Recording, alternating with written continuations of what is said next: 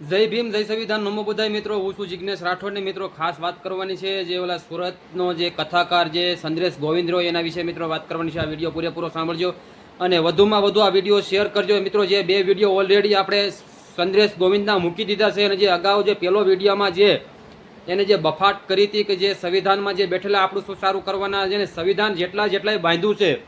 તે બધાય મૂર્ખ છે, એવી રીતે જે હરામીના પેટનો જે આ જાહેર મંચ ઉપર જે લાઉસ લઈ અને જે સ્ટેજ ઉપર જે એને બફાટ કર્યો તો મિત્રો એ શરમજનક વાત કહેવાય। જો કે આ જે મહામાનવો જે બંધારણ બાંધ્યું અને રાત દિવસ મહેનત કરી અને જે આ દેશની અંદર સંવિધાન લાગુ થયું અને આ દેશ સંવિધાન ઉપર મિત્રો હાલતું હોય અને એના તો મિત્રો આની ઉપર આજે જે સામાજિક જાગૃત નાગરિક જે બહુજન સમાજના લોકો એકઠા થઈને આજે જે સુરતની અંદર જે પોલીસ કમિશનરની અંદર જઈ અને જે આની ઉપર દેશદ્રોહીઓ અને જે એટ્રોસિટી એક્ટ અને જે અલગ અલગ જે કલમ લાગતી હોય લગાડી અને જે મિત્રો આજે અરજી કરવામાં આવી છે એ સારી બાબત કહેવાય। સુરત નહીં પણ જે ગામડે ગામડે જિલ્લાના તાલુકાએ આવા જે લુખીના પેટના ઉપર જે આવી જાહેર મંચ ઉપર જે સંવિધાનના જે બાંધનારા જે લોકો મહામાનવોનું જે અપમાન જાહેરમાં કર્યું છે એની ઉપર ફરિયાદ એટ્રોસિટી અને દેશદ્રોહીઓનો કેસ કરવામાં આવે એવી સરકારની વિનંતી છે અને જિલ્લામાં ગામડેમાં આની ઉપર અરજી થવી જોઈએ મિત્રો, એવું મારું કહેવાનું છે। કારણ કે જ્યાં જાહેર મંચ ઉપર જે આવા વિશ્વ વિભૂતિ જે મહામાનવ જે ડૉક્ટર બાબા સાહેબ આંબેડકર જેવા જે બંધારણ બાંધ્યું હોય અને દેશમાં જે લાગુ હોય અને જે આવા મહામાનવોનું જેને અપમાન કર્યું હોય અને જે જાતિ વિશે પણ જે સમાજ વિશે પણ આ એવી રીતે બોલતો હોય એટલે શરમજનક વાત કહેવાય। સરકારને ખાસ વિનંતી છે કે આની ઉપર કડકમાં કડક પગલાં લેવા જોઈએ તો જેથી કરીને આવા જે હરામીના પેદા થઈ અને જે આવી બફાટું કરતા હોય બીજા પેદા હવે ન થાય એવી રીતે ગંભીરતાથી લોન લઈ અને આની ઉપર ફરિયાદ થવી જોઈએ સંદ્રેશ ગોવિંદ ઉપર। કારણ કે અગાઉના વિડીયોમાં તમે જોઈ લીજો, ન જોયો હોય તો આ ચેનલની અંદર જઈને બે વિડીયો મૂક્યા છે અને જે બફાટું કરે છે કેવી કે સંવિધાન જે બાંધવાવાળા આપણું શું કરી લેવાના, કાયદો આપણું શું તોડી લેવાનો, એવી બધી જે કાયદાનું જાણે ડર નથી, પોલીસનો ડર નથી, એવી રીતે બફાટું વારંવાર કરે છે અને પછી એવી રીતે વાત કરે છે કે આ વિડીયો જૂનો છે અને માફી પણ માંગવામાં આવે છે પણ માફી આની માંગવાની ન હોય, આની ઉપર તો કાયદેસરની કાર્યવાહી થવી જોઈએ જેથી કરીને આવા જે મહામાનવોનું જે જાહેર મંચ ઉપર જે અપમાન કર્યું છે એ સહન ન કરી લેવું જોઈએ। એટલે ખાસ મારી વિનંતી છે કારણ કે સુરતમાં અરજી થઈ। આજે અમે સુરત પોલીસ કમિશનર કચેરી આવ્યા છે। થોડા સમય પહેલાં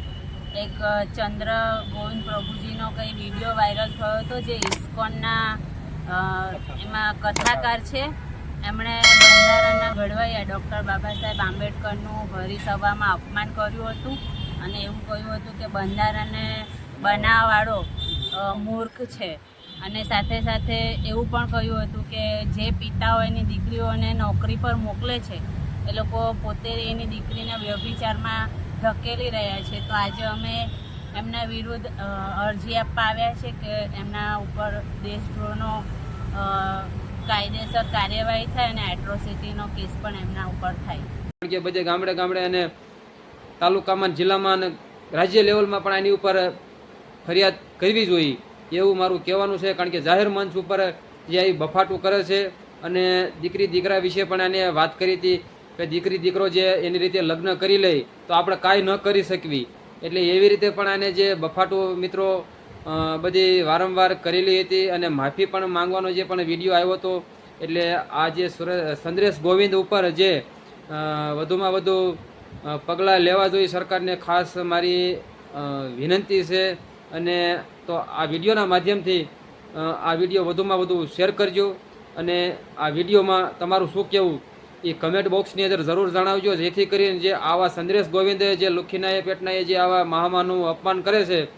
અને સંવિધાનને જે ખતમ કરવાની જે વાત કરતો હોય તો આની ઉપર દેશદ્રોહીઓ અને જે એટ્રોસિટી આની ઉપર થવી જોઈએ। કારણ કે જે આ મહામાનવોનું અપમાન કર્યું છે એટલે આ સહન ન કરી લેવું જોઈએ કારણ કે આ શરમજનક વાત કહેવાય। એટલે સરકારને ખાસ વિનંતી છે કારણ કે આની ઉપર એક્શન લેવી જોઈએ અને ગંભીરતાથી આની તપાસ લ્યો એટલે તમને પણ ખબર પડશે કારણ કે આ જાહેર મંચ ઉપર જે આ પપોડું લઈ અને બફાટું કરે છે એટલે એ વ્યાજબી ન કહેવાય અને જે ન આવડતું હોય ભાઈ બોલતા તો ઘરે રહ્યો, બાકી કોઈ સમાજ વિશે કોઈ બંધારણ વિશે, કોઈ બેન દીકરી વિશે, કે પછી તમે એમ કહો સરકાર વિશે, બંધારણમાં બેઠેલા શું કરી લેવાના, કાયદો શું કરી લેવાનો, પોલીસ શું કરી લેવાના, એટલે આવી રીતે બધી બફાટું કરો છો. ખરેખર એ શરમજનક વાત કહેવાય છે. આવી રીતે બફાટ ન કરવી જોઈએ, નકર પછી આમાં તમારી ઉપર કાયદેસરની કાર્યવાહી તો થવાની જ છે. કારણ કે અરજીતોના દ્વેષદ્રોહીઓ અને એટ્રોસિટી એક્ટનો જે મુજબ જે આપણે પોલીસ સ્ટેશનની અંદર પોલીસ કચેરીમાં પણ આની ઉપર અરજી થઈ ગયેલી છે, અને જે જિલ્લે પણ આની ઉપર થશે. અને જે સમાજ વિશેની કોઈ લાગણી દુભાઈ પણ, અને જે આ વિશ્વ વિભૂતિ જે મહામાનવોનું જે રાત દિવસ મહેનત કરી અને તનતોડ જે અત્યારે દેશ જે આ દેશ લાગુ હોય, જે દેશની અંદર જે આ બંધારણ લાગુ છે, અને જે બંધારણમાં અને જે સંવિધાન વિશે જે આને બાંધનારા જે વિશ્વ વિભૂતિ જે મહામાનવો જે ને રાત દિવસ મહેનત કરી, તનતોડ મહેનત કરી અને સંવિધાન બાંધ્યું છે અને દેશની અંદર લાગુ છે, અને એ સંવિધાન ઉપર આપણે હાલતા હોય, બરોબર, બૂટ ફૂટમાં અને ઘોડી ઉપર આપણે બધી મોજ મજા કરતા હોય, તો આ સંવિધાન ઉપર છે બધા હક અધિકાર બધાય એ બધા આપેલા છે, બરોબર, સંવિધાન અંદર. અને તો મિત્રો આ વિડીયો તમે વધુમાં વધુ શેર કરજો, જેથી કરી આવા લુખીના પેટના આવા આ સંદેશ ગોવિંદે કર્યું આવા બીજા કોઈ કરે નહીં. અને સરકારને ખાસ વિનંતી છે આમાં વધુમાં વધુ આની ઉપર તપાસ કરી અને આની ઉપર કાર્યવાહી થવી જોઈએ એવી અમારી વિનંતી છે, જેથી કરીને આવી રીતે બીજા કોઈ અમુક લુખીના પેટના કોઈ આવી રીતે બફાટું ન કરે. કારણ કે આ સંદેશ ગોવિંદે તો કરીએ બરોબર, તો આવા બીજા કોઈ હવે બફાટું ન કરે. કારણ કે મહામાનવનું અપમાન કરવું એ ખરેખર ગુનો કહેવાય, અને દ્વેષદ્રોહીનો આની માથે કેસ થવું જોઈએ. અલગ અલગ કલમ ઉમેરીને જે આવતી હોય એ આની માથે કલમ ઉમેરી અને વધુમાં વધુ આની માથે કાયદેસરની કાર્યવાહી થવી જોઈએ, જેથી કરીને આવી રીતે હવે બીજી વખત આવા સંદેશ ગોવિંદ જેવા પેદા ન થાય અને આવી રીતે ટીકા ટિપ્પણી અને મહામાનવોનું એવી રીતે અપમાન ન થાય. તો મિત્રો વિડીયોમાં એટલું જ, મળશું નવા વિડીયોમાં. ત્યારથી જય હિન્દ, જય ભારત, જય સંવિધાન.